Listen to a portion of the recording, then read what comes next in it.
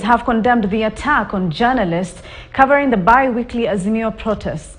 The Media Council of Kenya, MCK, appealed to all involved parties to respect the journalists who have been attacked and injured by the police and protesters while on their line of duty.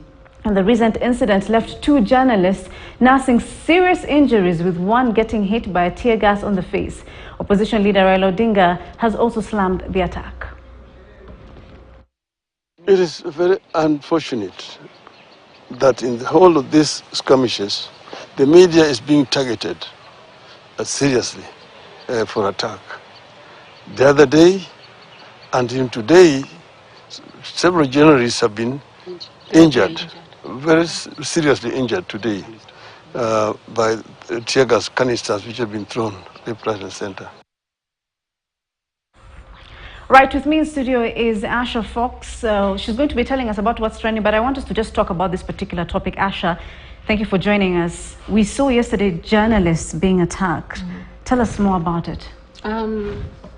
Sad, unfortunate turn of events that happened yesterday.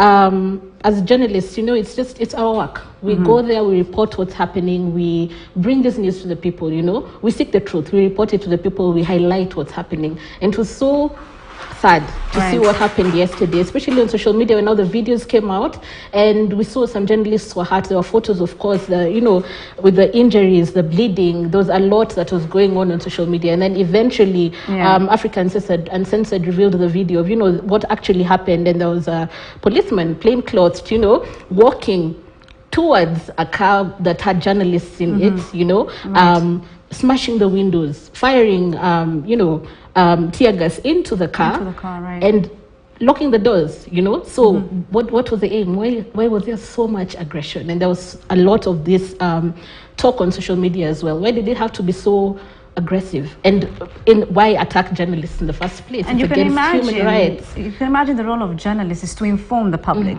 So when you have the police attacking the journalists and you also have the protesters attacking the journalists, don't you think it's a bit too unfair to the media fraternity? It is a lot, and it is unfortunate. We saw this happen on Monday. On Monday, there was also, you know, attacks on journalists, and not just during the demonstrations. So even the guys who went to cover the Northlands farm heist, you know, and they were being threatened by the goons who are, you know, stealing in that area, right? And they threatened them. And then, you know, when we get to yesterday, now Thursday, during the demonstrations, there's actual footage of all this and how that went down. It's very painful to see. It's very sad to see. These guys just woke up, left their houses, same way, you know, dressed up, got ready for work and said, I'm going to do my job today and I'm going to inform Kenyans on what is happening. Of course, it's risky getting into any kind of demonstration, such kind of coverage. It's risky, and we know the risks that are involved. But where the risk is directly brought to you, that then becomes a totally different story. And you know, guys are just wondering, is it deliberate? Was it accidental? Of course, from what we saw. I mean, how can it be accidental when you're seeing a police approaching a car? You know, that's definitely not very accidental, as you put it. Because, I mean, by the time a journalist is leaving their house, coming to be, you know, serving the nation, basically, it's not right on all levels. Yeah, a lot that happened was wrong yesterday, and it's good to see that even on social media, guys have really come to the defense. Of course, the things that people don't understand, why were they exactly in that vehicle? Why weren't they in this other vehicle? What people don't know is that even in the actual journalists' vehicles that they were on, there are still attacks happening around them, you know, and there are risks that you prepare for, even regardless of whatever line of work you're in. When you go to the hospital as a doctor, you know, you're going to do surgery, right? You're going to perform surgery on these patients. There's a risk. You can prick yourself and get infected, you know, that's a risk, but you prepare for those risks. The same way journalists also prepared for those risks, you know, with the hard hats and everything. They did everything they could. You carry your water with you, you know, there's going to be tear gas, you plan for that, but there's no way you could have prepared for a direct attack that is going to come towards you like this. And that's a serious violation of human rights. That was aggressive in all ways, and it is wrong. I've seen the MCK have also come out to, you know, condemn this act that happened. And I think we have to condemn it very strongly. There's an independence of journalism that needs to be protected. But at the same time, you know, I've just read that various leaders have condemned these attacks. What role do you think politicians play when it comes to such attacks on journalists?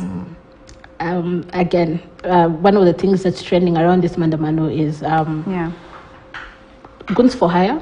That's one of the things that's trending. Were they hired to do this? Is it that they do not want other politicians? Do they also have a hand in this, in that they do not want certain aspects or certain things covered? Mm-hmm. You know, is it a platform to revenge? Because it's journalism. We tell a lot of stories. Mm-hmm. You may not like every story that's told about you, mm-hmm. you know, or about someone else. So would this be a platform that you use to attack someone else?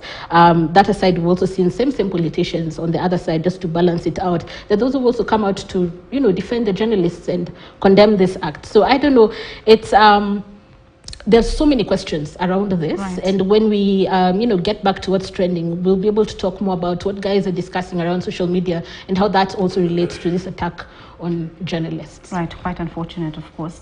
Thank you for that. So Asha Fox will be coming back in a bit. We'll just be discussing, of course, what's also trending in the country. But moving on,